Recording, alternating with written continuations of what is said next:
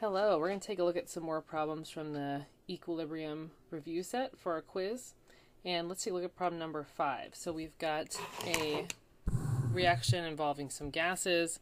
We're going to write a Kc expression for this reaction. That's the first thing we're going to do.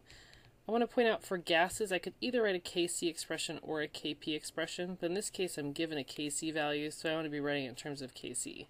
So Kc is products over reactants, and the products are SO2 squared O2 divided by SO3 squared. So remember, coefficients become exponents.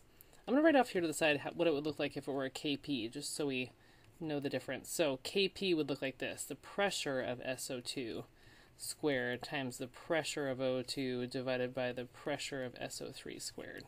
And remember, there are examples of how to write this on your equation sheet. It shows Kc and Kp, so you know what symbols to use. So right now I'm going to be using this one. And the problem gives me some information. I got a certain number of grams of SO3 and a certain volume, and I want to determine the initial concentration and molarity. So I've got to use my molar mass to convert grams to moles.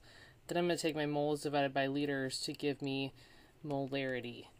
Remember, these things are on your equation sheet as well. So it says on your equation sheet, molarity is moles per liter. So don't forget those are there in case you blank on a test or a quiz. And then determine the concentrations of all three gases when the system reaches equilibrium. So all equilibrium problems I can solve using an ice chart. So I'm going to set up an ice chart for this one. So I've got two SO3s, two SO2, one O2, ICE,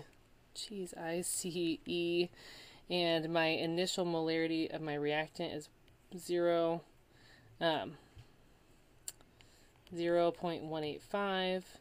My products are not mentioned in the problem, so I'm going to assume they start out with nothing. So we have only reactant to begin with. And then some of my reactant is going to get used up, and some of my products are going to be made. Notice that my change row must match my mole ratio, so it's 2x, 2x, and x. And I am using up reactants, and I am making products. I know my products have to go through a positive change because I'm starting with 0 products, and I can't have less than 0, so it's got nowhere to go but up. So I'm going to take these numbers and plug them into my K expression. So K is SO2 squared, so 2x squared, times O2, that's x, divided by 0.185 minus 2x squared, and that is equal to 5.7 times 10 to the negative 7th. So since K is small, we're going to assume x is small, and we're going to make this assumption that 0.185 minus 2x is just 0.185. So that makes this a lot easier. We end up with 2x squared, that's 4x squared, times x, that's 4x cubed, divided by 0.185 squared on the bottom equals 5.7 times 10 to the negative 7th. So x equals the cube root of 5.7 times 10 to the negative 7th times 0.185 squared divided by 4. And then I'm not going to stop and plug that in my calculator right now. You can do that. Then you have to make sure that you go back and actually answer the question. So the question asks for the pressures of all three gases. So the pressure of O2 is going to be equal to x. So it'll be whatever you get right here. The pressure of SO2 is going to be 2x, so don't forget to double it. And the pressure of SO3 is going to be 0.185 minus 2x. And hopefully 2x is significantly small, or sufficiently small, where it should basically be 0.185 still at the end. So that's how to do that kind of problem. Let's look at some equilibrium shift problems. So if you look at problem 6, we want to say what's going to happen when heat is added. So in this case, we got a negative delta H, so this is exothermic. So we can think of heat as being like a product in this reaction. So if you add heat, that means you're adding product, so the reaction is going to respond by shifting to the left to use up that excess heat that you added. This reaction has a positive delta H, so it is endothermic.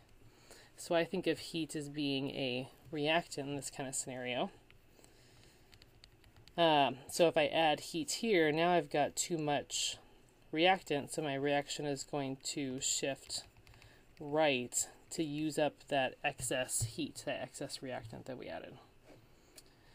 Looking over here, number 7, so we've got, again, an exothermic reaction. So you can think of heat as being like a product in this reaction. And if you decrease the temperature, it would be like removing product. So the reaction is going to shift left. Sorry, that is not left, it's right. So it is going to shift right to make more product. So it's like you took away product, so it's going to shift right to make more of that product you just took away. As it makes more product, that means that the amount of CO2 is going to go up and the amount of CO is going to go down. So the question asks us, what's going to happen to the ratio of CO to CO2? Well, this number is going down, this number is going up, so that ratio is going to decrease. In this case, number 8, we're looking at a concentration problem. So in this problem, the sodium hydroxide, so when we add sodium hydroxide, when you put it in water, sorry, it took me a moment to read through the problem. So when you put sodium hydroxide in water, it is going to form sodium ions and hydroxide ions. Why? It's because my alkali metal compounds are soluble in water. And we add hydroxide. Basically we are adding product, hydroxide. So the reaction is going to shift left in response to use up that excess product.